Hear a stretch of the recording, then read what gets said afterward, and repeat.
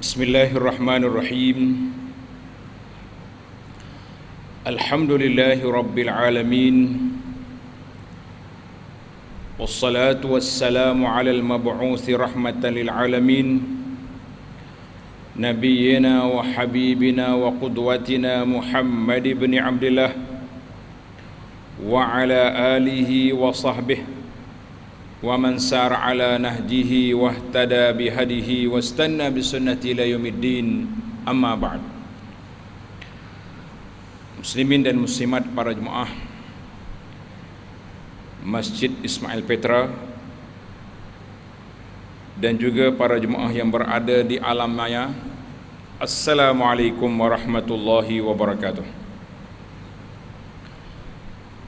Alhamdulillah, syukur kita kepada Allah Azza wa Jalla kerana pada hari ini 14 hari bulan Zulqa'dah 1443 bersamaan dengan 14 hari bulan Jun 2022, kita dapat menyambung perbincangan kita tentang malaikat. Dalam siri yang lepas kita telah bincang tentang 12 golongan yang mendapat doa malaikat. InsyaAllah pada kali ini kita sambung 12 golongan yang dilaknat oleh malaikat. Para jemaah sekalian, malaikat adalah makhluk yang dekat dengan Allah Azza wa Jalla. La ya'sunallaha ma amarahum wa yaf'aluna ma yu'marun. Mereka tidak derhaka sekali-kali kepada Allah dan mereka akan lakukan apa yang diperintahkan oleh Allah Azza wa Jalla. Maka kita bersifat mencintai apa yang dicinta oleh Allah, memusuhi ataupun membenci perkara yang dibenci oleh Allah adalah merupakan ural iman. Itu adalah merupakan ikatan iman. Maka dalam senarai ini para malaikat membenci, melaknat orang-orang yang kafir dan juga beberapa kategori hamba Allah Ta'ala yang derhaka, al-usah. Kerana laknat itu, al-laknah dengan makna jauh daripada rahmat Allah, itu makna laknat. Laknat makna jauh, al-ibad an rahmatillah, jauh daripada rahmat Allah, itu nama dia laknat. Jadi kalau kita sama-sama kita melaknat, berat dah. Kalau dilaknat oleh malaikat sudah tentu berat, kerana malaikat ini dekat dengan Allah, doa mereka lebih kabul, lebih hampir kepada dikabul oleh Allah Azza wa Jalla. Dalam sebuah hadis Nabi SAW menyatakan bahayanya melaknat orang. Kita jangan mudah mengeluarkan perkataan laknat, jangan. Dalam hadis sabda Nabi SAW, innal abda iza la'ana syai'an, bila seorang itu melaknat satu benda, kita kata celaka benda dia, laknat, maka laknat itu dibawa ke langit, pintu langit ditutup, dicampak ke bumi, pintu bumi juga ditutup.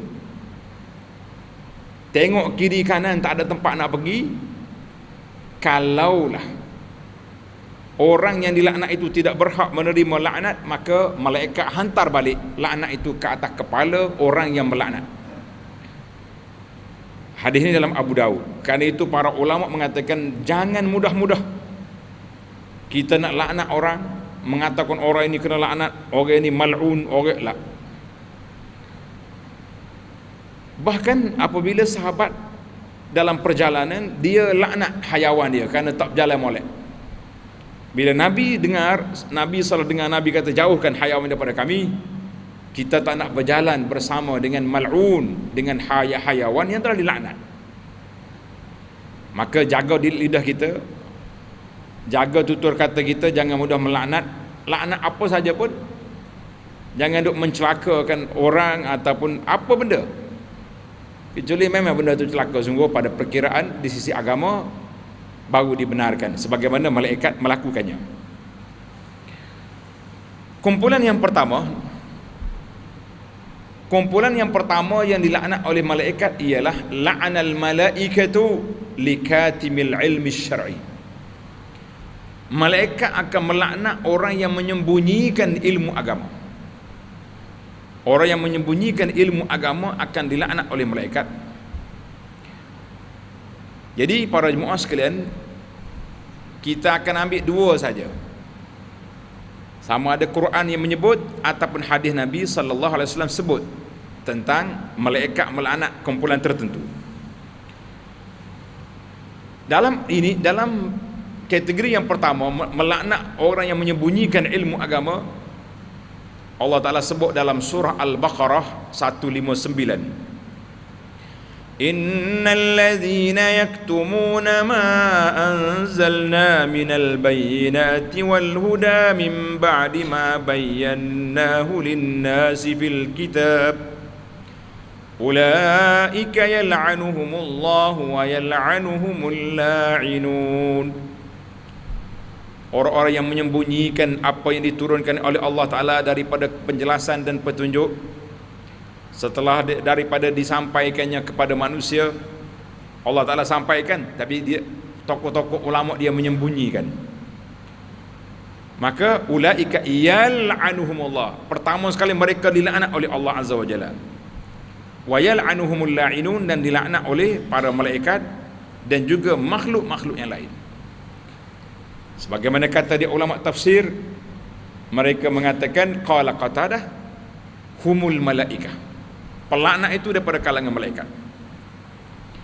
Kata Ar-Rabi' bin Anas, al-la'inun, yang melaknat orang yang menyembunyikan ilmu agama itu dari kalangan malaikat dan juga orang-orang yang beriman.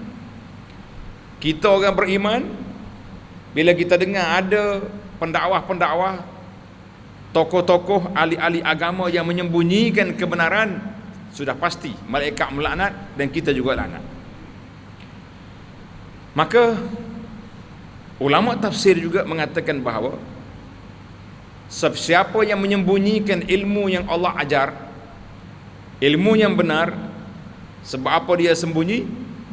Kerana dia takut orang lari, takut orang marah, takut menyalahi dia sendiri. Dia sedang buat benda tak baik, dia takut orang tengok, awak pendakwah cakap sekian-sekian tapi awak juga lakukan. Dia pun sembunyi, ataupun dia putar balik fakta, benda yang haram jadi halal kerana nak jaga kedudukan, nak jaga pangkat dan sebagainya. Maka orang ini akan dilaknat oleh Allah, dilaknat oleh para malaikat.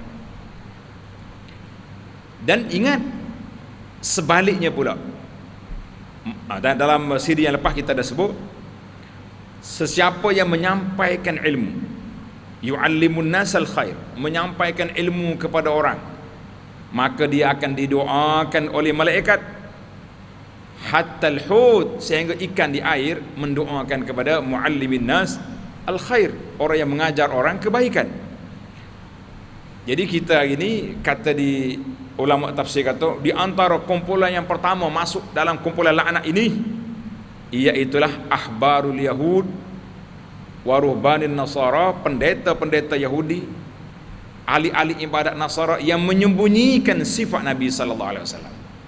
Dia tahu sifat Nabi, dia tahu Nabi itu benar, Nabi itu betul, tapi dia tak mau, dia sembunyikan kepada pengikut dia.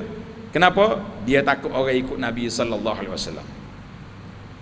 Kita hari ini, kita sampai kepada kita ayat ni. Bila kita tahu benda yang benar, wajib kita sampaikan.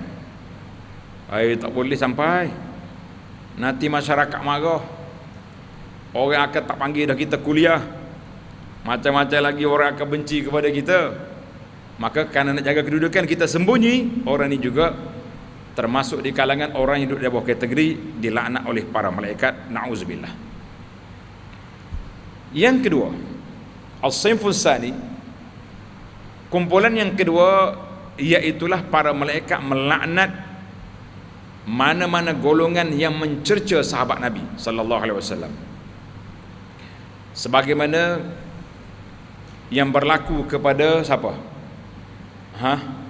Yang berlaku kepada puak-puak Syiah. Puak-puak Syiah ni kerja dia laknat sahabat Nabi. Sayyidina Abu Bakar kena laknat, Umar, Uthman, Itu sahabat besar. Isteri Nabi Aisyah kena. Sahabat-sahabat Nabi yang lain, Abu Hurairah dan lain-lain sahabat kena. Bahkan mereka mengatakan yang tinggal selepas Nabi wafat beberapa kumpulan saja yang tidak murtad. Na'udzubillah. Sebab itu dalam hadis yang diriwayat oleh Ibnu Abbas, hadis man sabba ashabi, siapa dia maki sahabat aku. Maki setengah daripada Syiah bukan maki, mengkafirkan sahabat, lagi dahsyat. Fa alaihi la'natullah wal malaikah wan nas ajma'in. Siapa dia maki sahabat Nabi, orang itu dilaknat oleh Allah, dilaknat oleh para malaikat, dan manusia yang beriman seluruhnya akan melaknat orang itu. Rawahu Tabarani fil Kabir. Dalam riwayat Anas ada tambah la yaqbalullahu lahu sarfan wala adlan yaumal qiyamah.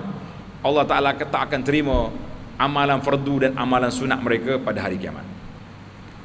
Jadi golongan yang kena laknat iaitulah golongan Syiah yang mencela sahabat Nabi. Dia, tuan-tuan tengoklah dalam video dia, jelas sangat, terlalu jelas. Dia maki sahabat Nabi secara terang-terangan. Dia sebut nama, dia kata laknat, ataupun yang pentingnya sifat-sifat yang terlalu buruk, yang terlalu buruk. Kata di para ulama hadis, kenapakah golongan yang melaknat sahabat Nabi ini berhak menerima kutukan daripada malaikat dan orang-orang lain? Sebab yang pertama, Allah SWT puji sahabat Nabi. Was-sabiqunal awwalun khairu ummatin ukhrajat linnas. Mereka orang yang terawal membela Islam, mereka terbaik kalangan manusia. Tiba-tiba kamu kutuk. Setelah Nabi wafat dikata hanya tinggal beberapa kumpulan saja yang tidak murtad. Dahsyat. Sebab yang kedua, kenapa mereka itu dikutuk? Kenapa mereka dilaknat? Sebab ilmu Al-Quran, sunnah Nabi SAW sampai kepada kita melalui jalan sahabat. Maknanya kalau sahabat ni semua dia murtad, na'udzubillah, sahabat dikutuk oleh mereka, bermakna ilmu yang sampai kepada kita ini melalui jalur orang-orang yang dikutuk, orang-orang yang dilaknat. Maka itu adalah perbuatan zindik. Sebagaimana kata di Abu Zur'ah rahimahullah, dia kata idza ra'aitumur rajula yat'an fi ashabi Rasulillah. Kalau kamu tengok ada orang mencerca sahabat Nabi, fa'lam annahu zindiqun. Tahulah itu orang jahat. Sebab apa? Sebab Quran sampai kepada kita melalui sahabat. Sunnah ajaran Nabi sampai kepada kita melalui siapa? Melalui sahabat. Jadi kalau sahabat dibunuh karakter dia, siapa yang bawa agama ini kepada kita? Dan puak-puak zindik, puak-puak majusi ni memang dia nak potong, nak kerat agama ini daripada umbi. Mana dipotong sahabat. Hadis ni siapa riwayat? Abu Hurairah. Tak boleh pakai. Peristiwa ni siapa melaporkan? Abu Bakar. La. Jadi kita mengatakan itulah jahatnya puak-puak ni. Dalam hadis lain Nabi SAW bersabda, la tasubbu ashabi, jangan kamu maki sahabat aku. Kalaulah seorang kamu nafkah sebesar bukit Uhud. Tuan-tuan yang pergi ke Madinah, nampak lagi bukit Uhud? Kau nampak orang jual watama tepi bukit? Nampak watama dia tak? Jual bawah sini. Nabi kata kalau kamu nafkah sebesar bukit Uhud. Bukit Uhud ni panjang tuan-tuan, 6 km panjang dia. Panjang bukit Uhud.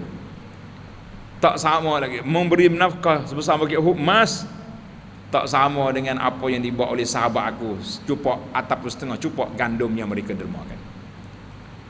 Tiba-tiba kita jadikan agama mengutuk sahabat. Kita kata cukup dahsyat, cukup malang perbuatan manusia yang jahat seperti ini, wal'iyazubillah.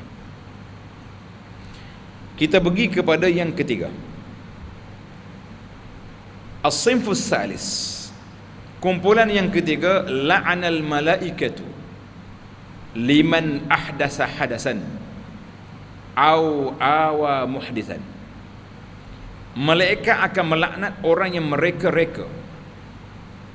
Ahdas di sini sama ada dia reka agama yang tidak diajar oleh Nabi, mengada-ngadakan ajaran yang tidak diajar oleh Nabi sallallahu alaihi wasallam.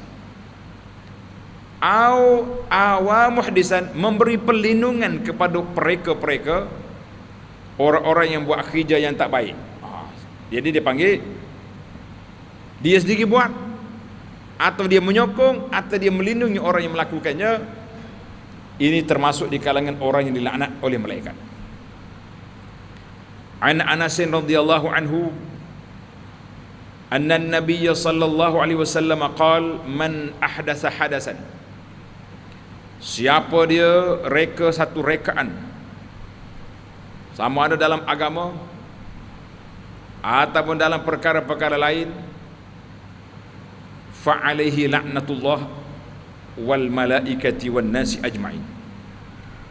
Orang itu dilaknat oleh Allah Ta'ala dan para malaikat dan manusia seluruhnya. Jadi kata di ulama hadis, makna ihdas, mereka-reka sini mengadakan perkara yang baru di sini ada dua makna. Hadis ini rawahul Bukhari, man ahdas hadasan, hadis rawahul Bukhari. Ada setengah kata melakukan perekaan di Madinah, ulama kata adalah umum lah. Mana dalam riwayat Abu Daud awa muhaddisan, melindungi orang yang buat ni. Jadi ada dua makna di sini kata di ulama hadis. Yang pertama al-ibtida' fi dinillah ma lam ya'zan, orang yang mengubah perjalanan agama. Hak sunnah Nabi sallallahu alaihi wasallam macam ni. Tiba-tiba kita mari reka cara beribadat kita berbeza dengan hak Nabi kita ajar, maka ketika itu orang itu akan dilaknat oleh para malaikat. Akan dilaknat oleh para malaikat.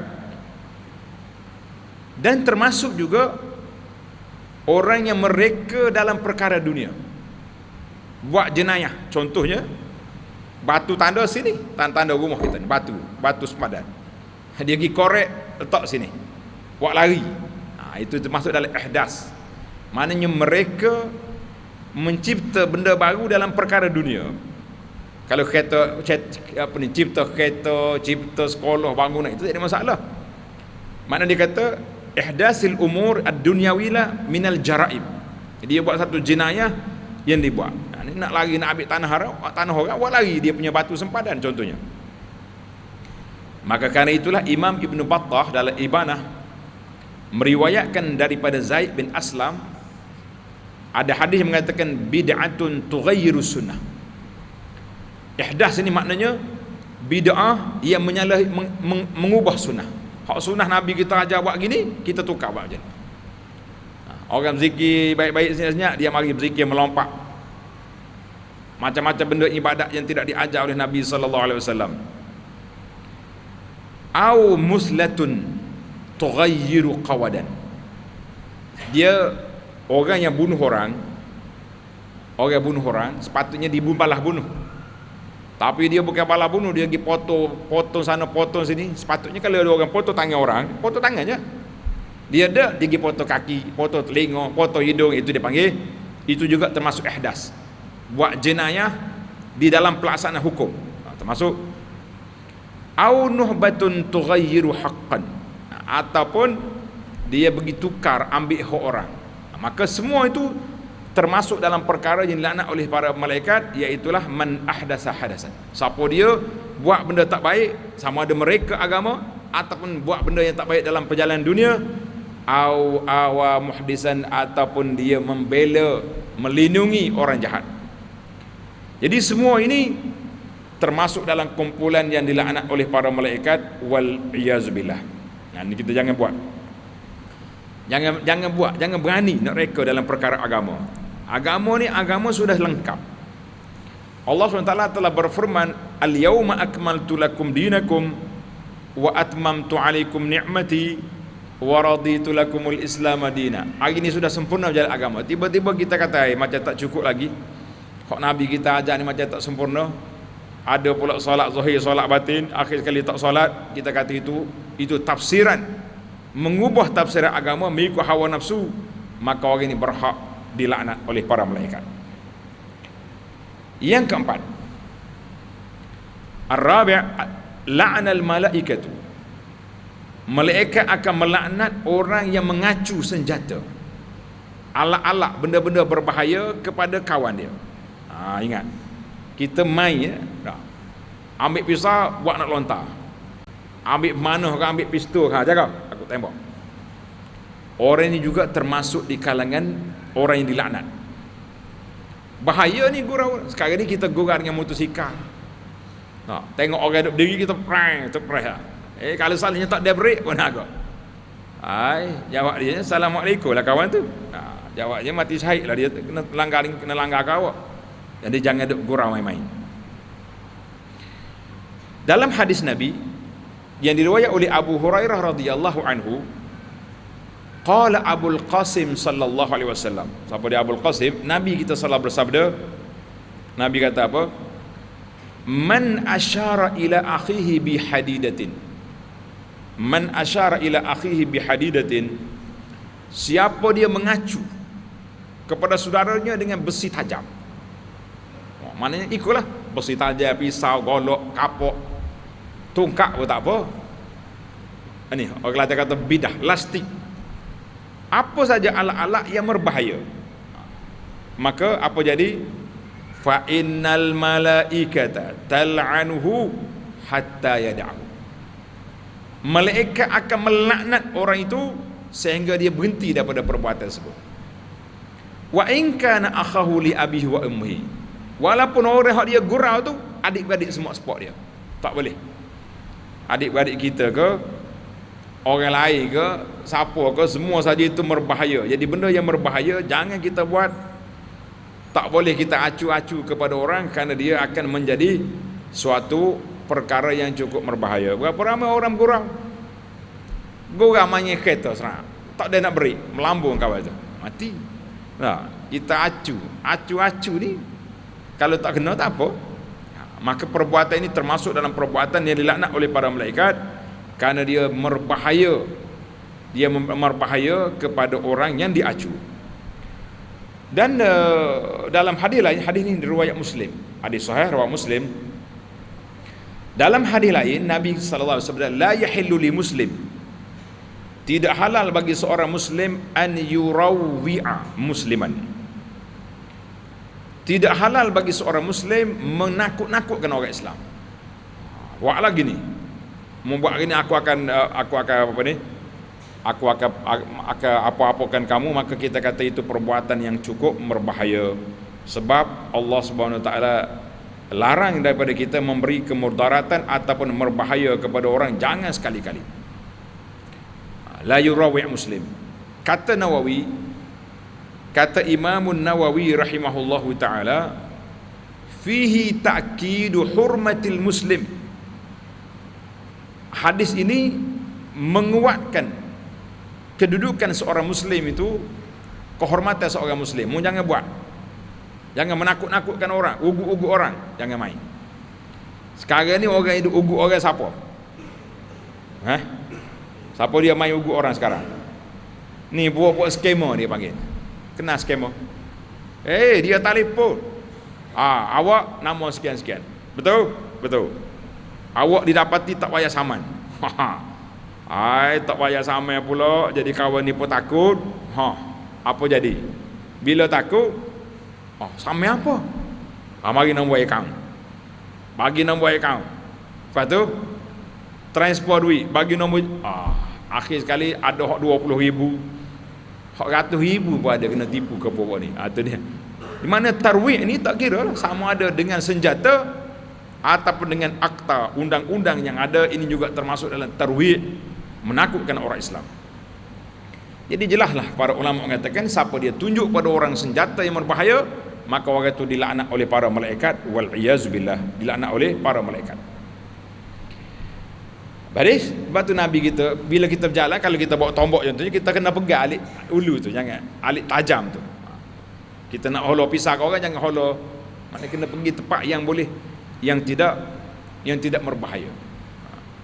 Ini di antara benda yang berbahaya. Anak perhati tengok ni, kita duk beli makan ni ke anak kita ni, sate ke jenis apa ni hok cocok-cocok ni kan, tajal tu dia buluh ujung tu, dia tajal tu tujuan dia kerana nak pocok daging tu, lepas pocok daging potong.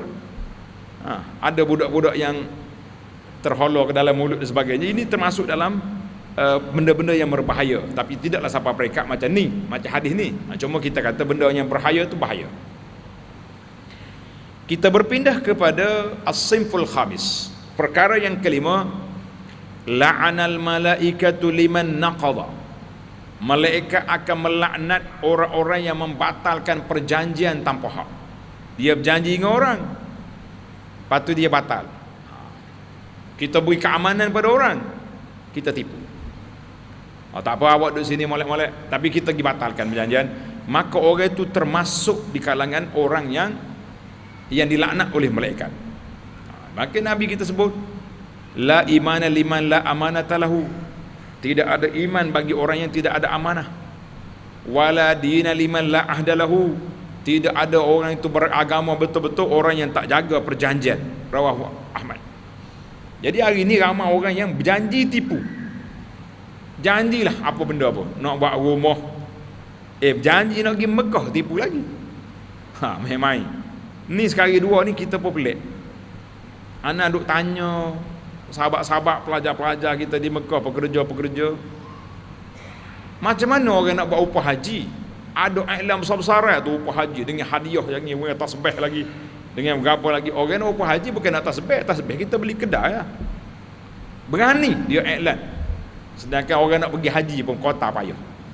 Ini bahaya. Maknanya penipu-penipu ni al-ghadar. Maka Nabi sebut dalam hadis, zimmatul muslimi wahidah, faman akhfara musliman, siapa dia batal perjanjian amanah yang diberi kepada dia, perjanjian dengan seorang muslim, fa alaihi la'natullah wal malaikatu wan nas ajma'in. Orang yang batal perjanjian itu dilaknat oleh Allah, oleh malaikat dan manusia seluruhnya. La yuqbalu minhum sarfun wala adlun, tidak diterima daripadanya amalan yang sunat, amalan yang fardu. Hadzal hadis rawahu Muslim. Maka itulah di antara kumpulan dilaknat. Yang keenam, kumpulan yang keenam, malaikat melaknat hamba yang berwalak pada bukan wali dia, bukan sayyid dia. Yang ni tak ada lah zaman kita tak ada. Contohnya kita kata seorang hamba nama Zaid, tuan yang merdekakan dia nama Abdullah, kita kata apalah Al-Juhani contohnya. Tapi dia gini sebahkan diri dia kepada orang lain, orang tak merdeka dia, maka orang itu kena laknat. Orang itu kena laknat. Kita sebutlah sebab ada dalam hadis, walaupun tidak ada sekarang, tapi contoh tu ada. Sebab dia ada kembar dengan guru dia satu lagi. Dalam hadis Nabi kata, man wala qauman bighairi izni mawalihi, siapa dia berwalakkan, mana nisbahkan diri dia kepada orang lain yang tak merdekakan dia, maka fa'alihi laknatullahi wal malaikah, dia dilaknat oleh Allah dengan para malaikat, wan nas ajma'in. Hadis ini muttafaqun alaih. Yang ketujuh, ni kita takut, ni dekat hak ni berlaku dekat dengan kita para jemaah sekalian. Kita kena ambil perhatian hak ni. La'anal malaikatu liman intasaba ila ghairi abih, malaikat akan laknat orang yang nisbahkan diri dia bukan pada ayah dia. Ambil anak angkat, jangan letak anak orang kita, jangan. Awak pun anak angkat yang kita tahu ayah bukan ayah kita, tukar alamat, tukar dia punya balik semula kepada bapa. Ayah dia sengoti, ayah dia betul. Hadis Ali radhiyallahu anhu yang tadi juga dalam Bukhari tadi, sabda Nabi sallallahu, wa man idda'a ila ghairi abihi, siapa dia mengaku bukan ayah dia kepada bukan ayah dia, na'udzubillah. Dia tahu. Mana kalau dia tak tahu, macam mana kita nak ambil kesalahan? Dia tak tahu. Contohnya budak ni dia bela daripada kecil, dia tak tahu siapa dia ayah dia, mak angkat dia tak bagi tahu, maka dia tak kena. Yang membankan dia tu yang kena. Manidda'a ila ghairi abihi, siapa dia nisbahkan diri dia bin kepada orang yang bukan ayah dia, dia tahu. Fa alaihi la'natullah wal malaikah wan nas ajma'in. Maka orang ni dilaknat oleh Allah, malaikat dan manusia seluruhnya. Qala an-Nawawi rahimahullahu taala. Hadis ni samalah hadis Ali tadi, rawahu al-Bukhari wa Muslim. Kata Imam Nawawi, sarihun, hadis ini jelas fi taghlizi tahrimil intima, haram, dosa besar orang yang letak bin kepada bukan anak dia. Lima fihi min kufrin ni'mah, karena dia telah mengkufuri nikmat. Ayah dia usaha kahwin dengan mak dia, keluar dia, tiba-tiba dia letak bin kepada orang lain, kita kata orang itu telah kufur nikmat, yang menyebabkan dia berhak untuk menerima laknat. Na'udzubillah. Yang pertama kufur nikmat. Yang kedua tadyi' huquq al-irs, kita telah menghalang hak-hak pusaka. Hak pusaka ni dua dimensi ni tuan-tuan. Kalau ayah orang tu hak sungguh mati, ayah dia mati sungguh mati, sepatutnya pusaka pergi ke anak dia, pergi ke anak ni, anak yang dibank kepada orang lain, tapi terhalang sebab bank lain. Bermakna adik-beradik dia hak lain ambil harta kawan ni. Satu. Ataupun dia mati, sepatutnya adik-beradik dia boleh pusaka ke dia, tapi tak boleh sebab dah putus hubungan. Atau yang ketiga, berat juga ni, ayah angkat dia mati, dia pergi ambil pusaka. Na'udzubillah. Jadi keluarga-keluarga adik-beradik ayah dia hak sengoti ni, orang ni tak ada anak tapi adik-beradik dia ada, penerima pusaka dia adik-beradik, asabah. Adik-beradik tak dapat sebab dia ada anak. Sejuta dia ambil. Berapa besar kawan ni menanggung dosa ambil hak orang tanpa hak. Maka kerana itulah dalam hadis Sa'ad bin Malik radhiyallahu anhu, sabda Nabi sallallahu alaihi wasallam, manidda'a ila ghairi abihi wa huwa ya'lam. Hadis lain pula, siapa dia mengaku bukan pada bapa dia, dia tahu, fal jannatu alaihi haram, orang ni tak masuk syurga dengan mudah. Na'udzubillah. Hadzal hadis rawahul Bukhari. Jadi kumpulan ni kumpulan yang cukup berbahaya. Ambil anak orang letak bank kita, kita kata cukup berbahaya. Habis macam mana nak buat ni ustaz weh? Macam nak buat? Saya sudah tukar nama anak orang ni. Tuan-tuan usahalah. Kalau boleh pergi tukar, mak ayah dia masih wujud, saksi-saksi masih ada, ambil, pergi pejabat pendaftaran, ubahlah macam mana pun. Oh, tak boleh dah, mati habis, keluarga dia mati, ataupun dia ambil memang anak orang ni, ayah dia, mak ayah dia mati kecil, mati dia kecil ke macam mana, maka kita kena buat surat akuan bahawa orang ini bin ayah dia sekian-sekian, adik-beradik sekian-sekian, tulis biar dia tahu, panggil semua adik-beradik, isytihar bahawa ini anak angkat. Kalau akan mati dia tak boleh saka. Kalau dia mati nuh, adik-beradik dia boleh saka, adik-beradik dia hak ori, hak sengoti. Kena buat. Mudah-mudahan Allah Taala lepaskan, terima taubat kita insya-Allah. Kalau tidak, beratlah kita ni. Berapa ramai orang kita beri nasihat, dia mari begini pala, tak boleh nak buat apa dah ustaz, habis mati, dia kata tak boleh, kena isytihar. Di mana adik-beradik dia, di mana keluarga dia, mesti dilaporkan. Tak boleh nak tukar nama atas kad kenalan, tak ada arah nak buatlah undang-undang. Tapi kita boleh buat secara tulisan, aku bersumpah contohnya dengan saksi yang ada bahawa orang ini bukan anak kita, bukan anak keturunan kita, anak angkat. Mari kita pergi kepada yang ke-8. As-sifun samillah. Ni berat sikit ni. Suami-suami itu tulis besar ni. Muslimat terdengar baik sikit. La'anal malaikatu al-mar'ah al-mumtani'ah an firasi zawjiha. Malaikat akan melaknat mana-mana wanita yang tak mau duduk bersama suami, tak mau tidur dengan suami dia. Iyalah, balas benda kecil contohnya. Suami nak pergi dengan aku lihat, bini ajak pergi pasar malam, tak mau pergi. Malam itu merajuk, tidur seorang, tutup itu kunci. Kata Nabi sallallahu alaihi wasallam, hadis yang sahih. Riwayat Abu Hurairah, "Idza da'a ar-rajulu imra'atahu ila firashihi." Apabila suami panggil isteri dia untuk tidur, falam ta'tihi, tak mari, tak mau dia. Apa orang ajak pergi pasar tak nak kau. Yang pentingnya dia penting tak mau. Falam ta'ti fabata ghadban, suami dia tidur dalam keadaan marah. La'anathal malaikatu hatta tusbih, malaikat akan laknat wanita ini sampai pagi esok. Habis macam mana ustaz? Macam mana nak buat? Hadis ni muttafaqun alaih.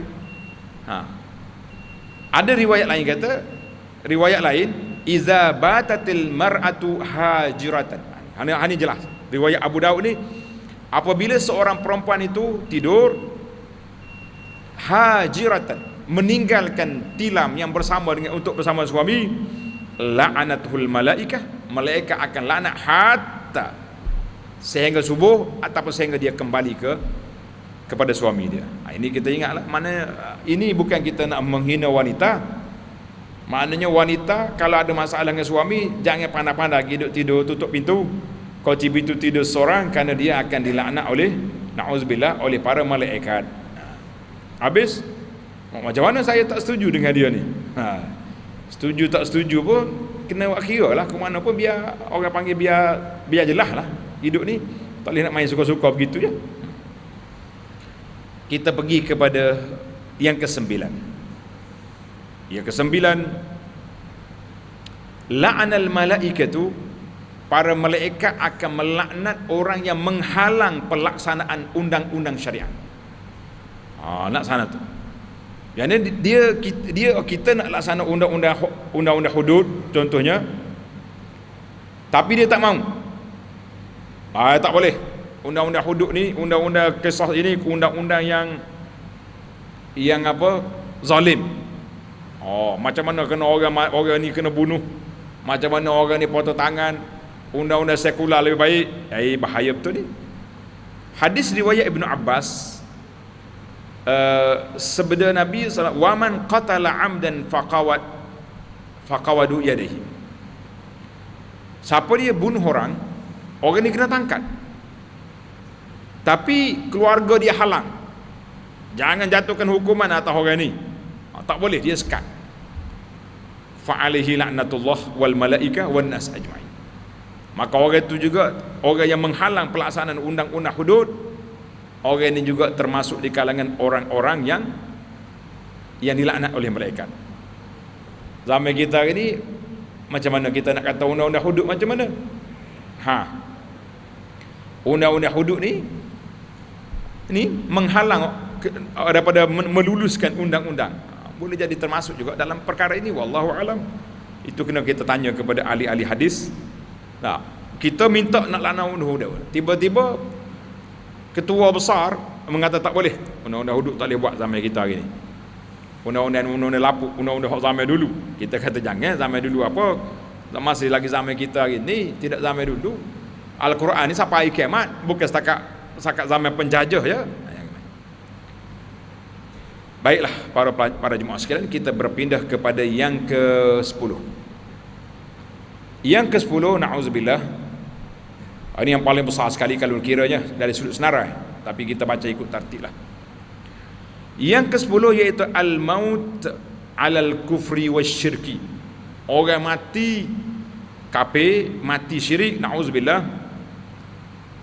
Maka ayat ini Allah telah sebut dalam surah Al-Baqarah tadi, innal ladzina kafaru wa matu wa hum kuffar ulaika alaihim la'natullah wal malaikati wan nasi ajma'in. Jadi siapa dia mati dalam keadaan kafir, maka mereka dilaknat oleh Allah, para malaikat dan manusia seluruhnya. Jadi kerana itulah mati kufur, mati syirik. Cuma masalah mati ni kita tak nampak. Tuan-tuan jangan kata orang mati dengan orang Islam sama, yang aku tengok dia mati. Kebetulan lah kita kata dah di hospital tu, kata kita jaga ayah kita belah ni, orang kafir belah ni mati pun senyap gitu ya. Tidak kata orang kafir mati lebih pada menggelopor, lebih pada lembu kena sebelah. Tidak nampak. Tapi mereka mati dalam keadaan apa? Mereka mati dalam keadaan dilaknat oleh Allah, malaikat dan manusia seluruhnya. Na'udzubillah. Kita pergi kepada yang ke-11. Yang ke-11,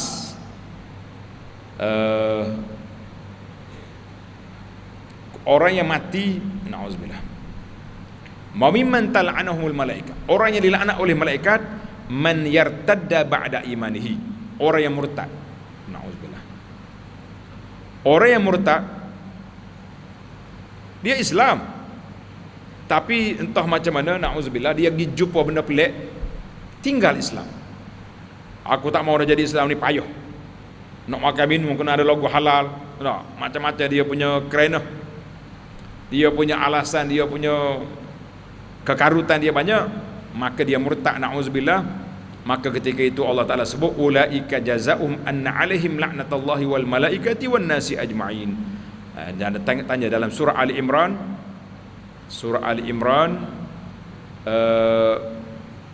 ayat 86-87, kaifa yahdillahu qauman kafaru ba'da imanihim.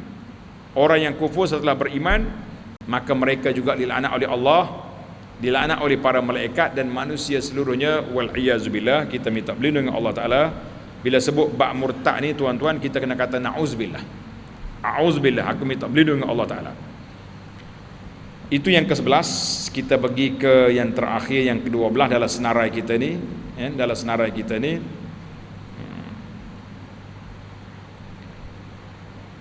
iaitu orang yang tak mau infak. Dia duit ada, orang sangat memerlukan, tapi dia bakhil. Na'udzubillah. Sebab ada hadis, hadis malaikat pada waktu pagi dia berdoa. Malaikat berdoa pada waktu pagi, Allahumma a'ti Allahumma a'ti munfiqan khalafan.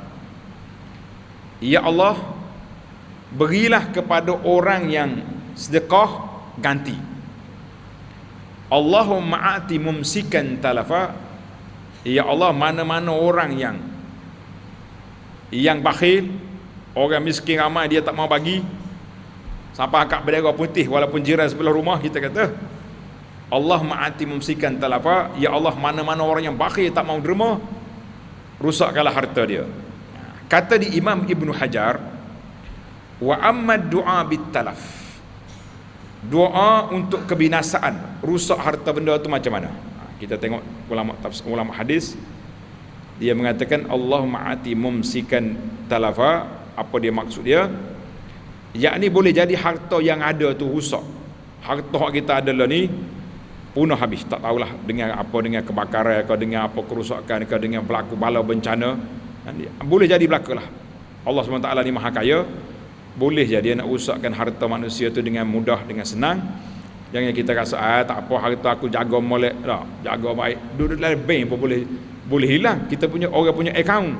Maka kita jangan mudah-mudah rasa senang hati, sayang kepada harta, sampai mereka tak mau derma fisabilillah. Jangan. Jadi Allah hadis ini tulis rawahul Bukhari wa Muslim. Ibnu Hajar kata boleh jadi rusak harta tu, ataupun tuan dia yang rusak harta dia, begitu lah, tuan dia mati, na'udzubillah. Cuma orang salah faham hari ni tentang hadis ni. Dia kata hadis ni doa subuh, maknanya subuh kena sedekah subuh. Tak ada. Sebab malaikat ni petang kan dia doa pula. Ni dia, malaikat itu kasih pagi petang. Jadi kita kata siapa dia bakhil, orang susah ramai, dia tak mau guna duit dia, maka ketika itu dia juga didoakan ke atasnya oleh para malaikat, wal iyazubillah. Itulah yang dapat kita kumpul secara ringkasnya para jemaah sekalian, sebanyak 12 perkara yang dilaknat oleh malaikat. Dan dalam CD yang lepas 12 perkara, 12 kumpulan yang didoakan oleh malaikat. Jadi insya-Allah yang Allah Ta'ala beri pada kita doa malaikat, kita buat.